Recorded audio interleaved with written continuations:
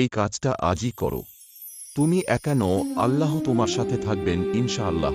আল্লাহ তাআলা বলেছেন, তোমরা আমাকে স্মরণ করো, আমিও তোমাদের স্মরণ করব। সূরা বাকারা ১৫২।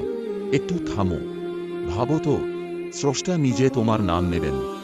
তুমি যদি শুধু বলো আলহামদুলিল্লাহ, আল্লাহ আসমানে বলেন, আমার বান্দা আমাকে স্মরণ করছে, তাহলে আজ থেকে প্রতিদিন অন্তত একবার বসে বলো সুবহানাল্লাহ, আলহামদুলিল্লাহ, লা ইলাহা ইল্লাল্লাহ, আল্লাহু আকবার।